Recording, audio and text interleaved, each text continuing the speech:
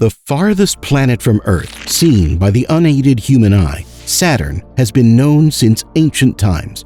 Truly massive and stunningly beautiful with its rings, known to be the jewel of our solar system, along with its rings, this planet is wrapped in countless mysteries. Welcome to another episode of Space Nomad, where we will learn about a long-lost moon of Saturn that might have been responsible for its iconic rings and tilt. Galileo was the first to see Saturn's rings, but in 1656, Huygens identified them as a ring system. For many years, Saturn was thought to be unique in having a ring system, but we now know that all the major gaseous planets have ring systems, although none is as prominent as that of Saturn. Wreathed in concentric rings of icy debris, it's one of the most iconic planets in our solar system.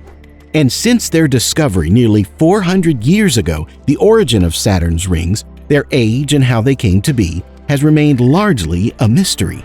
It may be simple to assume that the rings of the belted gas giant have always been there, drifting around the planet since its birth billions of years ago.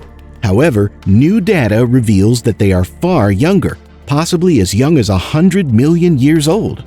For decades, planetary scientists have been puzzled as to how Saturn's rings could be so young. However, scientists have developed a new hypothesis that could help explain this enigma, as well as numerous others, such as Saturn's odd orbital tilt, or obliquity, and its strange relationship to the faraway planet Neptune, the dramatic destruction of a former moon. Saturn's rings, which swirl around the planet's equator, are a clear indication that the planet is rotating at an angle.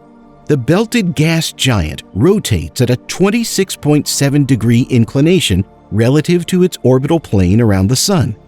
Because Saturn's tilt precesses at approximately the same rate as its neighbor Neptune's orbit, scientists have long assumed that this tilt is caused by gravitational interactions with Neptune. However, a new modeling study by astronomers at MIT and elsewhere found that while the two planets may have once been in sync, Saturn has since escaped Neptune's pull. What was responsible for this planetary realignment? The research team has one meticulously tested hypothesis: a missing moon. In the study, the team suggests that Saturn, which presently holds 83 moons, formerly hosted at least one more, an additional satellite that they dubbed Chrysalis. The astronomers proposed that Chrysalis orbited Saturn for several billion years with its siblings, dragging and pulling on the planet in a way that preserved its tilt, or obliquity, in resonance with Neptune. However, the team believes that some 160 million years ago, Chrysalis grew unstable and grazed too close to its planet, tearing the satellite apart. The loss of the moon was enough to free Saturn from Neptune's grasp and leave it within its current tilt.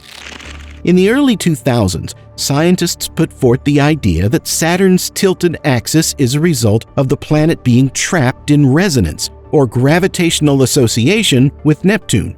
However, measurements from NASA's Cassini probe, which orbited Saturn from 2004 to 2017, added a fresh wrinkle to the dilemma. Titan, Saturn's largest satellite, was revealed to be moving away from Saturn at a faster rate than expected, at a rate of roughly 11 centimeters each year.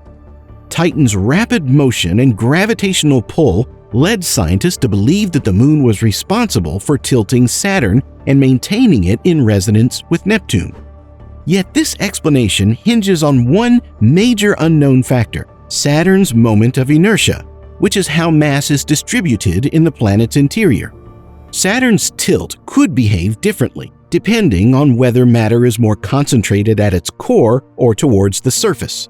Wisdom and his colleagues used some of Cassini's final observations from its grand finale, a period of the mission in which the spacecraft made an exceptionally near approach to precisely map the gravitational field surrounding the entire planet, to determine Saturn's moment of inertia. The gravitational field can be used to calculate the mass distribution on the planet. Wisdom and his colleagues created a model of Saturn's interior and determined a mass distribution that matched the gravitational field measured by Cassini. Surprisingly, they observed that this newly discovered moment of inertia placed Saturn near but somewhat outside the resonance with Neptune. The planets were previously in sync, but not anymore. Then they went hunting for ways of getting Saturn out of Neptune's resonance. The researchers ran computer simulations, rewinding the tape on the Saturnian system and tinkering with orbital dynamics to reproduce the configuration they had discovered. After trying out all manner of what-ifs, the team could only explain it this way. They concluded that Saturn's current tilt is the result of the resonance with Neptune, and that the loss of Chrysalis, a satellite roughly the size of Saturn's third largest moon, Iapetus, allowed it to escape the resonance. Chrysalis entered a chaotic orbital zone between 200 and 100 million years ago, had several close encounters with Iapetus and Titan, and eventually came too close to Saturn in a grazing encounter that ripped the satellite to bits, leaving a small fraction to circle the planet as a debris-strewn ring. They discovered that the loss of Chrysalis explains not only Saturn's precession and current tilt, but also the late creation of its stunning rings.